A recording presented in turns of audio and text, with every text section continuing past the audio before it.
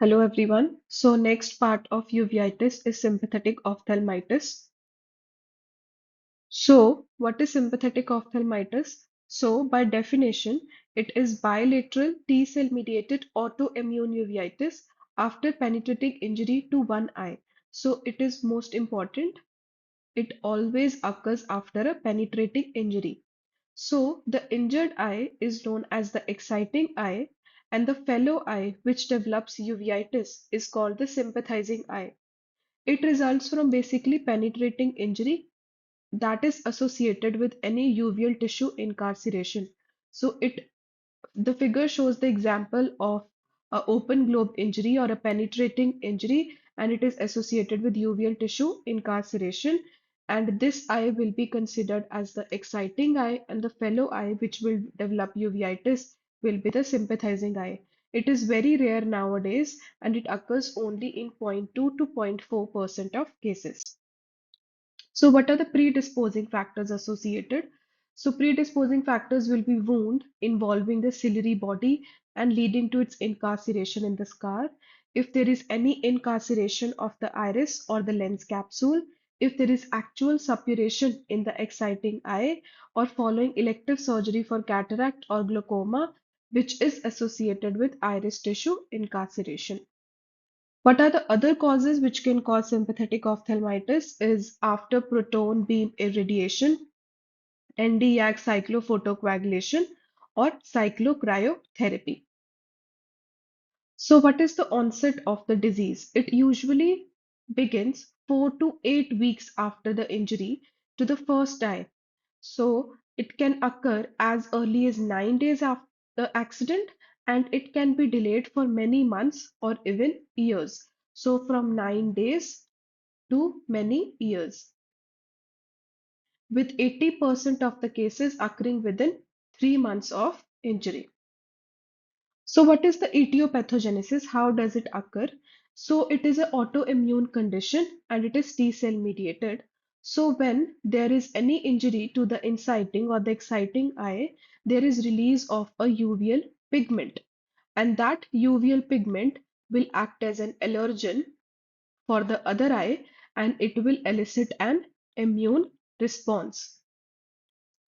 And those who suffer from sympathetic diseases show a skin sensitivity to it. So this is a flow chart which shows the pathogenesis of the sympathetic ophthalmitis. First, there will be an initial ocular insult.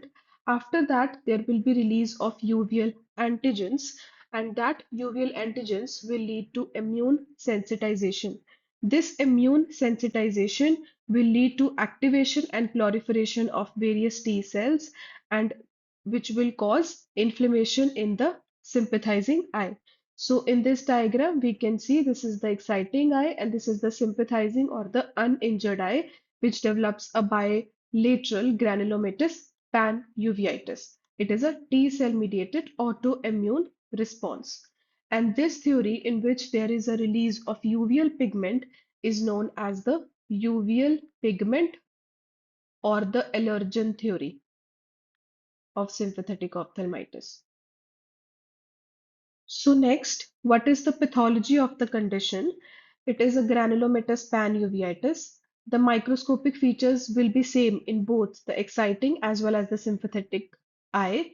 In earlier stages, there will be nodular aggregates of lymphocytes and plasma cells, and the tissues become invaded by lymphocytes and epithelioid cells. The retina becomes also heavily infiltrated, especially in the neighborhood of vessels, and in later stages, the infiltrate becomes diffuse and giant cells appear. Since it is granulomatous, all the features of granulomatous uveitis will be present in this, which shows the lymphocytes surrounding various multinucleated giant cells as well as the epithelioid histiocytes. The clinical features, there will be iridocyclitis in the exciting eye. Instead of quietening down with time, the ciliary injection persists, accompanied by lacrimation. In the sympathizing eye, there are intermittent attacks of prodromal symptoms. What are prodromal symptoms? Which is accommodative paresis, floaters, and pain, which will occur in the sympathizing eye. What are the early signs which occur in the sympathizing eye is the presence of the keratic precipitates on the back of cornea, like we see in granulomatous uveitis, and presence of retrolental flare and cells.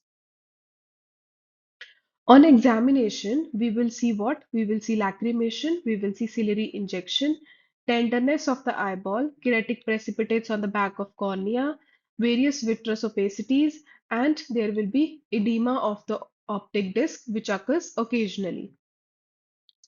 Fully developed, there are all signs and symptoms of granulomatous uveitis, which we have already discussed.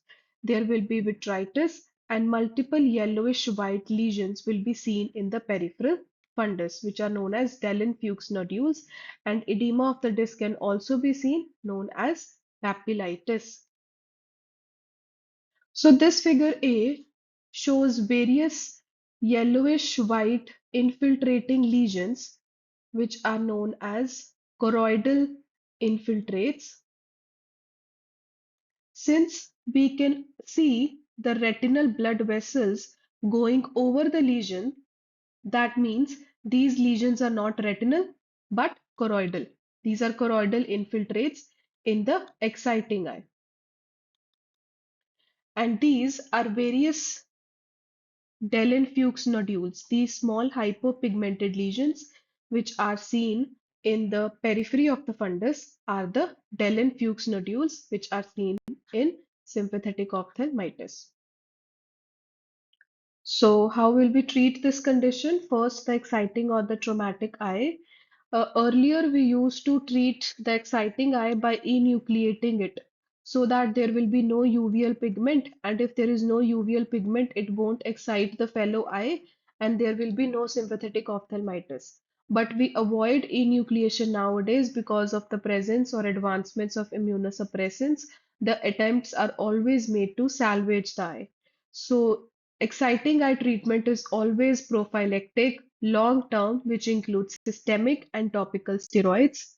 But the sympathizing eye is treated always on the lines of granulomatous uveitis. Always steroids are started in large doses. First, we can start intravenous methylprednisolone 1 gram, which is followed by 100 milligram of prednisolone, which is orally tapered off. Or we can combine it with dexamethasone 0.1% eye drops and topical cycloplegics. If the steroid resistant cases or dose dependent side effects are seen, we switch to immunosuppressants from steroids. So, this is a very important question which people ask in sympathizing ophthalmitis, that what is the first symptom which we will see in the sympathizing eye. So it can be any of the four, that is diminution of vision, floaters, loss of accommodation, or pain. But the first symptom will be loss of accommodation and not pain. So take home a message that is always considered sympathetic ophthalmitis in any patient with bilateral granulomatous uveitis and a history of ocular trauma or surgery. Thank you everyone for listening.